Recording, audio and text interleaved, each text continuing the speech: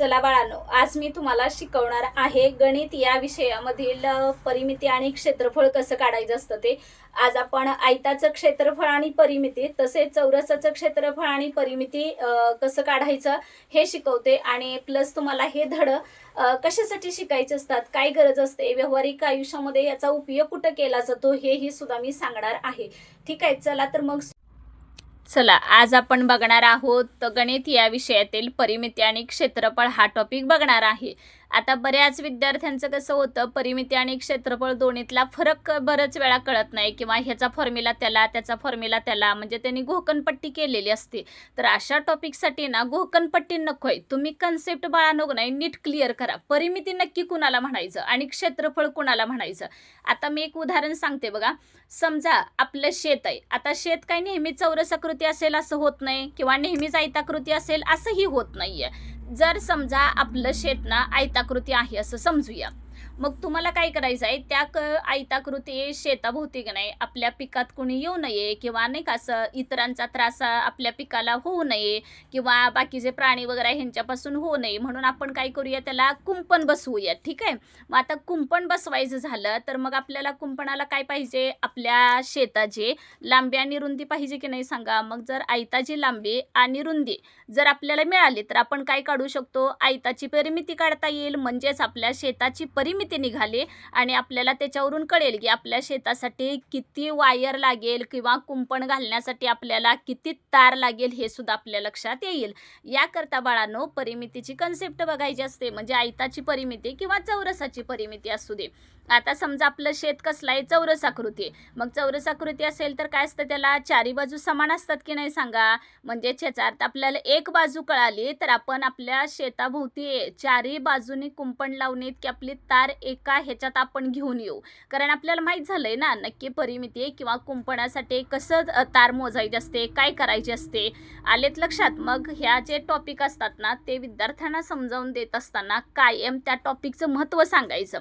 बऱ्याच वेळा होतं कसं की तुम्हाला फक्त मार्कांचा फुगवटा किंवा आहे असं फॉर्म्युला लिहिला, तिथं बरोबर सूत्र लिहिलं की आपण म्हणतो हां ठीक आहे म्हणजे पोराला चांगले मार्क्स पडले, काय प्रॉब्लेम नाही, अगदी आमचं पोरगं नंबरात आलंय. ह्या मार्कांचा फुगवटा घेऊ नका तुम्ही. तर तुम्हाला परिमिती आणि क्षेत्रफळ असो किंवा दुसरा कोणताही टॉपिक असू दे, ह्याला भविष्यामध्ये ह्याचा उपयोग काय होणार आहे, कशासाठी शिकायचं आहे याची जाणीव जर त्या विद्यार्थ्याला करून दिली ना तर कुठलाही परीक्षा असू दे किंवा तो आयुष्याच्या परीक्षेमध्ये सुद्धा कुठेही पाठीमागे राहणार नाही. तर बघा आता परिमिती आणि क्षेत्रफळ कशासाठी आपण शिकणार आहोत.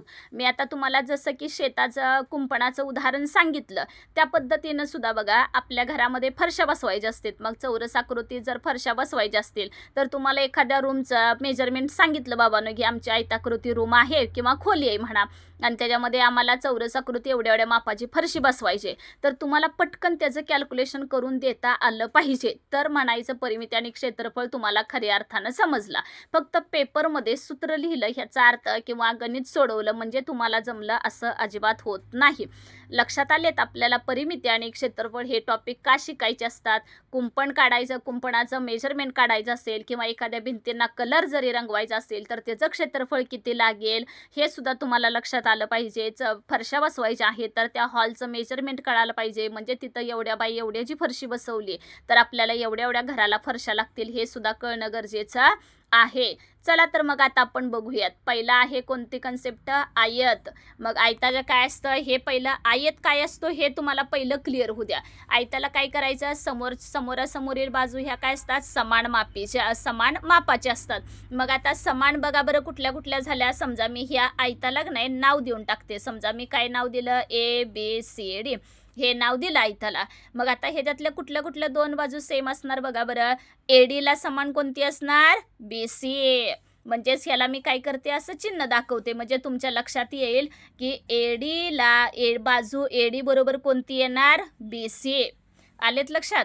आणि पुढची आता राहिली कोणती सांगा, AB म्हणजेच कोण आहे, ही रुंदी. कारण आपल्याला स्पष्ट आकृतीमध्ये दिसतंय की AD ही लांबी असणार आणि AB ही काय असणार तर रुंदी असणार. म्हणून AB बरोबर दुसरी बाजू कोणती येणार, सेम सांगा, DC. तर त्याला आपण काय करूया असं चिन्ह दाखवूयात.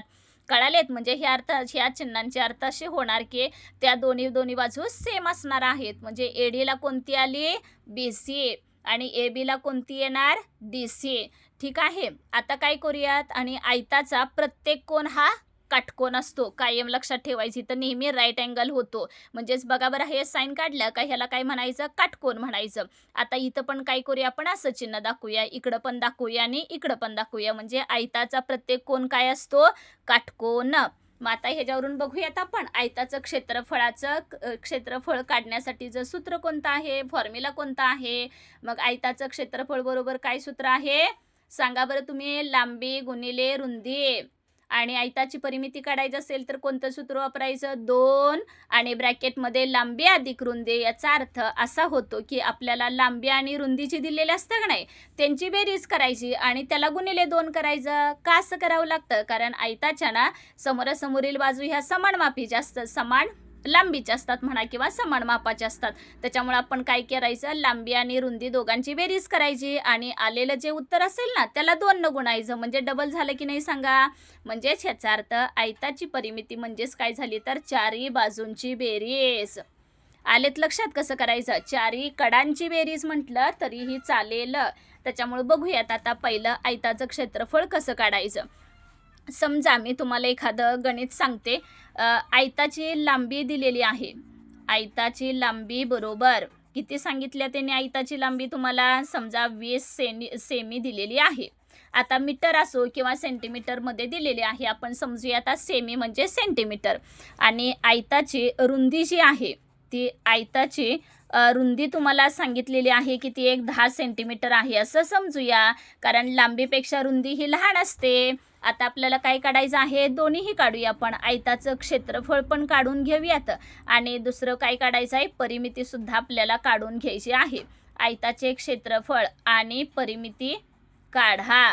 ठीक आहे, आलेत लक्षात आपल्याला काय काढायचं आहे. तर बघूयात आपण हे जे उत्तर काय येतं इथे. पहिलं आपल्याला लांबी आणि रुंदी तर माहिती आहे. आयताची लांबी आपण 20 दिल्या आणि रुंदी किती दिल्या, 10.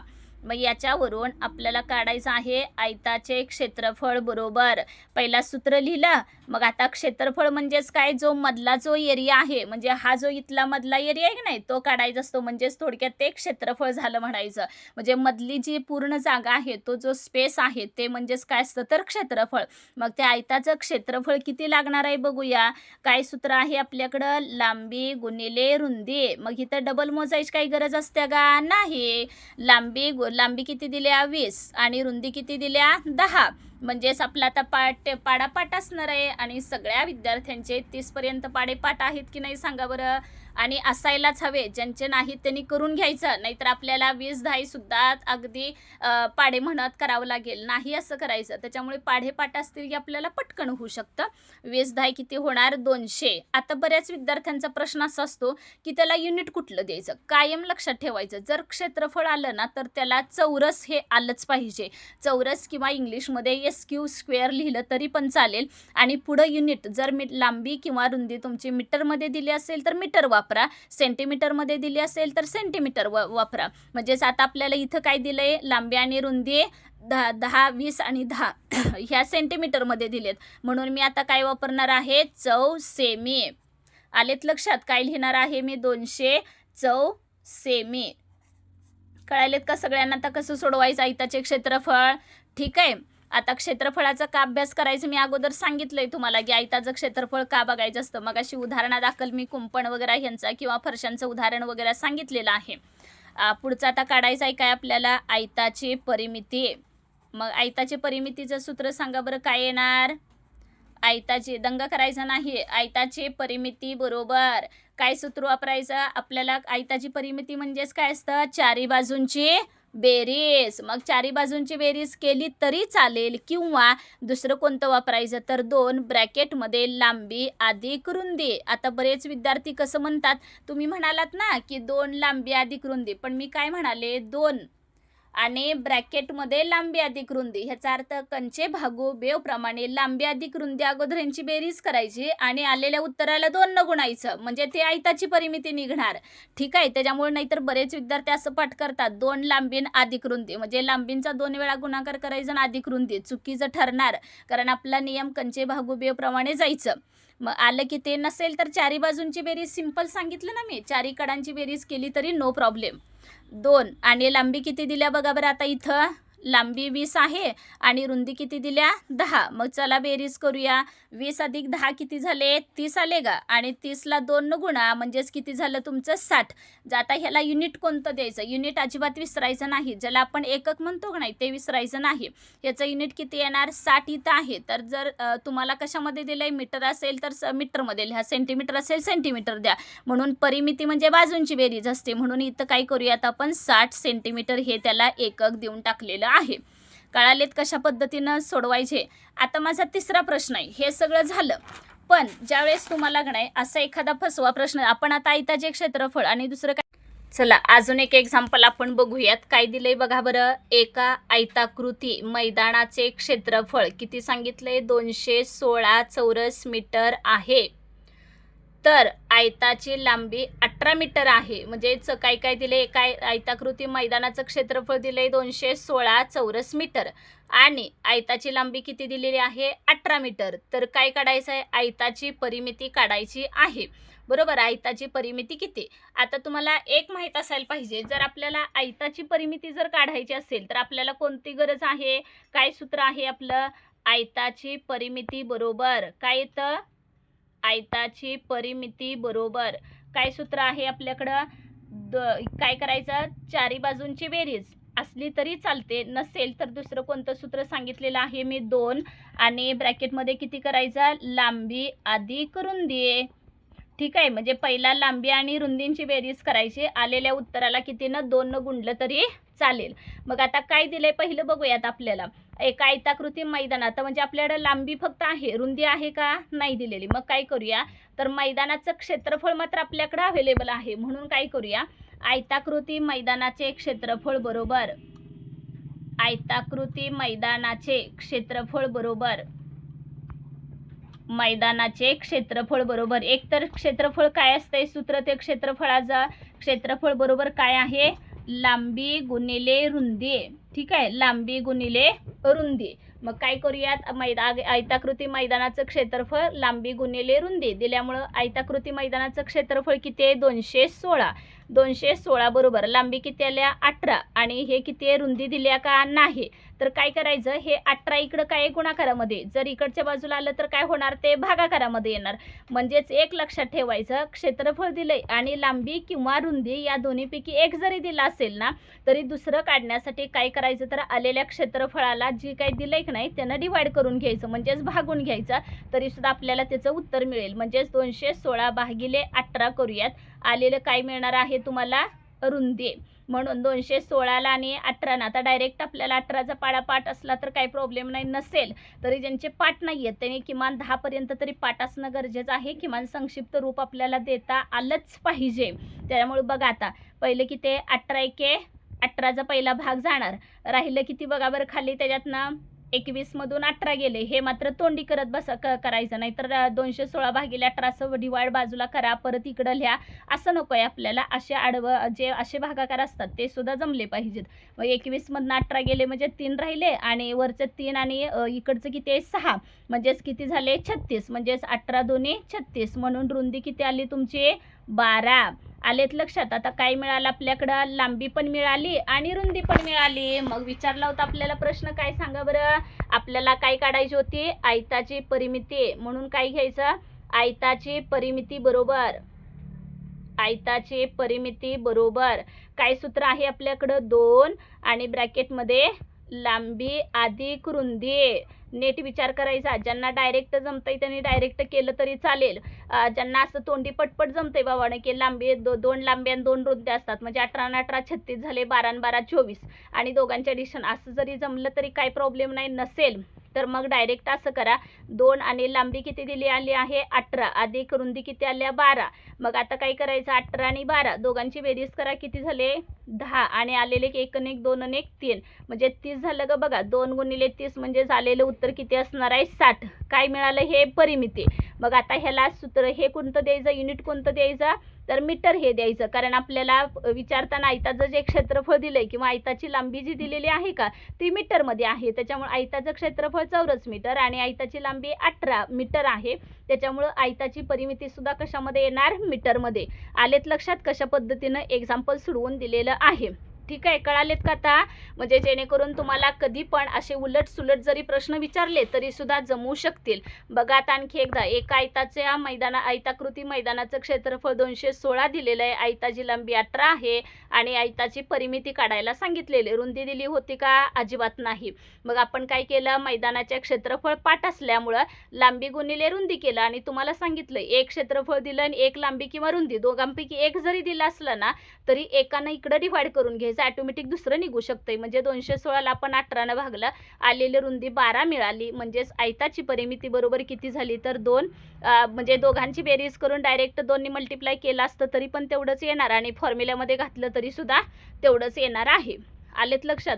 जे स्पर्धा परीक्षांची तयारी करतात ना त्यांनी जितकं तुम्हाला डिरेक्टली सॉल्व करता येईल तेवढं करायचं, फॉर्म्युलांचा कमीत कमी वापर करायचा, जेणेकरून आपल्याला वेळ पण महत्त्वाची असते. आलेत लक्षात कशा पद्धतीने सॉल्व करायचं. आता असंच आपण एक दुसरं एक्झाम्पल बघणार आहोत, ते म्हणजेच कोणतं तर चौरसाचं बघायचं आहे आपल्याला. जसं आपण आयताचं क्षेत्रफळ म्हणा किंवा परिमिती कशी काढायची बघितली का, त्याचप्रमाणे आता आपल्याला दुसरं कोणतं बघायचं आहे, चौरसाचे क्षेत्रफळ. आता चौरसाचे क्षेत्रफळासाठी कोणता फॉर्म्युला वापरणार बघा बरं, किंवा चौरसाचं क्षेत्रफळ मी तुम्हाला मगाशी सांगितलंय का लागते, चौरसाचं क्षेत्रफळ किंवा परिमिती वगैरे कशासाठी आपल्याला गरजेचं असतं. तर चौरसाच्या क्षेत्रफळासाठी हा समजा मी तुम्हाला चौरस दिलेला आहे की चारी बाजू काय करायच्या, समान दाखवायच्या, चारी बाजू समान असल्या पाहिजेत तरच आपण चौरस म्हणू शकतो. चौरस आणि चौकोनात फरक आहे. चौकोन म्हणजे काय, चारी बाजूनी बंदिस्त असला पाहिजे आणि चौरस म्हणजे काय, त्याच्या चारीही बाजू समान असल्या पाहिजेत. चौरस हा चौकोन असू शकतो पण चौकोन हा चौरस असू शकत नाही. नाहीतर चौकोन आणि चौरस दोन्ही सेम असतात असं अजिबात म्हणायचं नाही. चौरसाचा प्रत्येक कोन काय असतो, काटकोन, म्हणजेच 90 अंश म्हणतात का नाही, तर तो 90 अंशाचा म्हणजेच इंग्लिशमध्ये त्याला काय म्हणायचं, राईट अँगल असतो. समजा आता याला मी नाव देते ABCD. आता मला सांगा आयताप्रमाणे ह्याच्या दोन्ही बाजू वेगवेगळ्या असणार का, अजिबात नाही. दोघांचा कायम कंपॅरेटिव्हली मध्ये अभ्यास करायचा, दोन्हीमध्ये काय फरक आहे हे लक्षात ठेवायचा. एक्झामसाठी नाही करायचं, आपल्याला परत सुद्धा पुढं भविष्यात उपयोग यावा याकरता. आता कोणकोणत्या बाजू समान आहेत बघा, AB ला कोण येणार, BC, BC बरोबर कोणती, CD आणि CD बरोबर कोणती असणार आहे, AD. आलेत लक्षात? ह्या चारी बाजू चौकोनात चौरस असल्यामुळे चारी बाजू सेम झाल्या.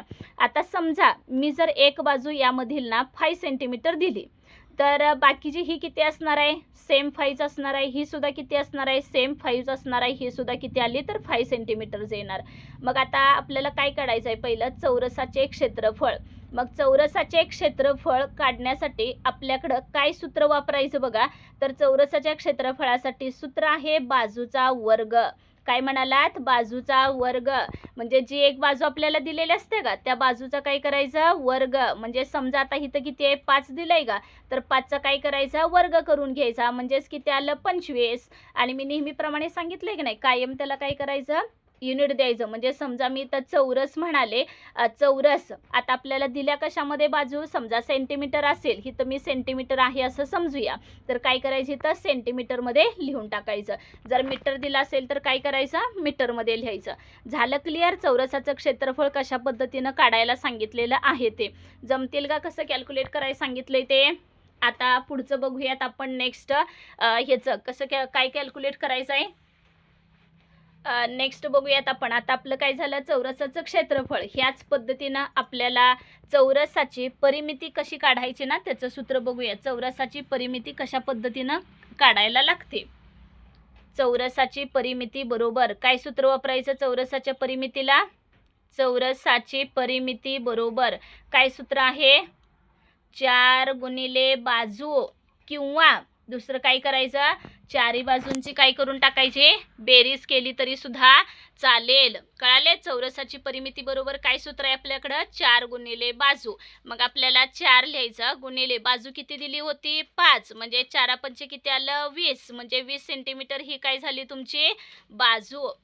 आलेत लक्षात कशा पद्धतीने सॉल्व्ह करायचं? बघा अजून एकदा, जर काय दिले आपल्याला चौरसाची परिमिती काढायची, एक बाजू किती दिली होती 5, तर काय सूत्र वापरणार आपण? चारी बाजूंची बेरीज करा. नसेल तर दुसरं कोणतं सूत्र वापरायचं? 4 गुणिले बाजू केलं तरी सुद्धा चालेल. उत्तर किती आलं आपलं? 20 सेंटीमीटर. कळालेत का कशा पद्धतीने सोडवायचं? समजा आता तुम्हाला मी चौरसाची परिमिती आणि क्षेत्रफळ कसं काढायचं हे सांगितलं, पण बऱ्याच वेळा काय होतं, तुम्हाला रेडीमेड त्यांनी दिलेलं आहे. काय दिलंय तुम्हाला? समजा चौरसाचे दुसरं काय दिलेलं आहे? समजा तुम्हाला आता चौरसाचं क्षेत्रफळ दिलेलं आहे. एक्झाम्पल बघूयात. चौरसाचे क्षेत्रफळ बरोबर चौरसाचे क्षेत्रफळ बरोबर किती सांगितलंय तुम्हाला? चौरसाचं क्षेत्रफळ बरोबर समजा 100 चौ सेमी सांगितलेलं आहे. चौ मीटर आहे असं समजूयात. तर त्या चौरसाची बाजू किती? आलेत लक्षात? काय सांगितलंय ते? चौरसाचं क्षेत्रफळ दिलंय किती तुम्हाला? 100 चौरस मीटर दिलेलं आहे आणि काय काढायचंय? चौरसाची बाजू काढायची. तर एक लक्षात ठेवायचं, चौरस काढण्यासाठी ना चौरसाचं क्षेत्रफळ हे नेहमी ना बऱ्यापैकी कुणाचा तरी तो वर्गच आलेला असतो. का वर्ग आलेला असतो? कारण ते बाजूचा वर्ग असल्यामुळं ना, म्हणजे बाजूचा वर्ग केला की आपल्याला क्षेत्रफळ मिळतं. मग 100 हा कोणाचा वर्ग आहे असं बघायचं.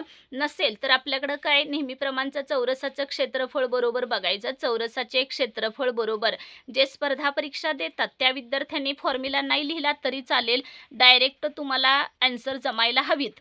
चौरसाचे क्षेत्रफळ बरोबर काय सूत्र आहे? बाजूचा वर्ग. मग आता चौरसाचं क्षेत्रफळ रेडीमेड दिलंय की ते आपल्याकडं 100 आहे आणि इकडं बाजूचा वर्ग, तर पटकन हा कितीचा वर्ग आहे? इकडे जर वर्ग असेल तर हा पण कोणाचा तरी वर्ग असणार, म्हणून काय करायचं? 100चं वर्गमूळ काढायचं. आणि अजून एक लक्षात ठेवायचं, ज्यावेळी वर्ग दिला असेल तर वर्गमूळ काढायचं असतं आणि वर्गमूळ दिला असेल तर त्याचा वर्ग करू म्हणायचं, म्हणजे आपल्याला आन्सर ऑटोमॅटिक सुटतात. मग आता बाजूचा वर्ग किती दिलाय त्यांनी? 100 दिलाय, म्हणजेच बाजू किती असणार आहे? 10.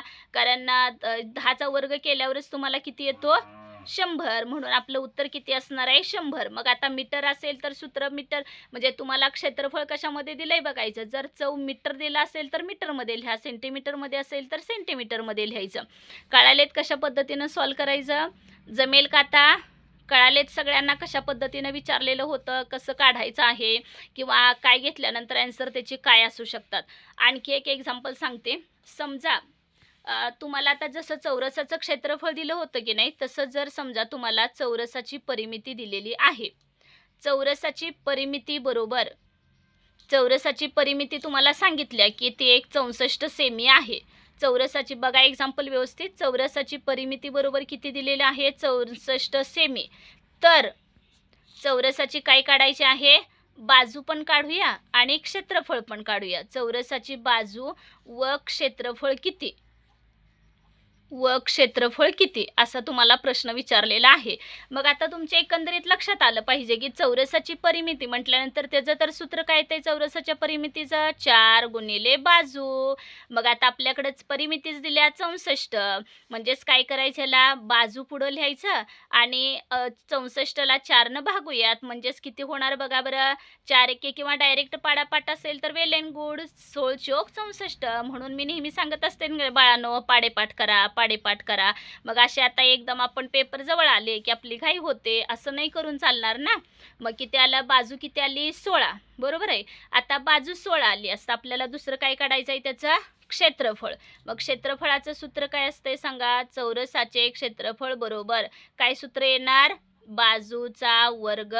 काय सूत्र आहे? बाजूचा वर्ग. म्हणून बाजू किती दिल्या? 16. 16चा वर्ग किती आला सांगा बरं? वर्ग तुम्हाला 1 ते 30 पर्यंत मी पाठ करायला सांगितलेले होते. आता किती जणांनी केलेत सांगा बरं? ठीक आहे. बस खाली.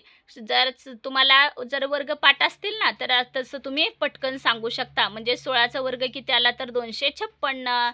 मग आता आपल्याला मीटरमध्ये दिल्या का परिमिती? नाही, सेंटीमीटरमध्ये दिल्या. म्हणजे ह्याचं काय येणार सांगा? युनिट पुढं काय लिहिणार? बरोबर आहे, सांग. चौ सेमी. आलेत लक्षात कशा पद्धतीनं सॉल्व्ह करायचे एक्झाम्पल? जमेल ना आता सगळ्यांना? कळालेत का कशा पद्धतीने सोडवायचं होतं? म्हणजे चौरसाची परिमिती, दिली तरी काढता आलं पाहिजे, क्षेत्रफळ दिली असता तुम्हाला बाजू काढता आली पाहिजे किंवा बाजू दिल्यानंतर परिमिती आणि क्षेत्रफळ दोन्हीसुद्धा काढता आले पाहिजेत. ठीक आहे. आता मी जशी एक्झाम्पल तयार केली तशी तुम्हीसुद्धा एक्झाम्पल होमवर्कला तयार करून आणायचे. आलेत का लक्षात सगळ्यांच्या? आयताजाणी दोन्हीही पहिले सूत्र लिहून घ्या, पाठ करा आणि हा टॉपिक कशासाठी शिकायचा आहे आलेत लक्षात? चला थांबूया आता.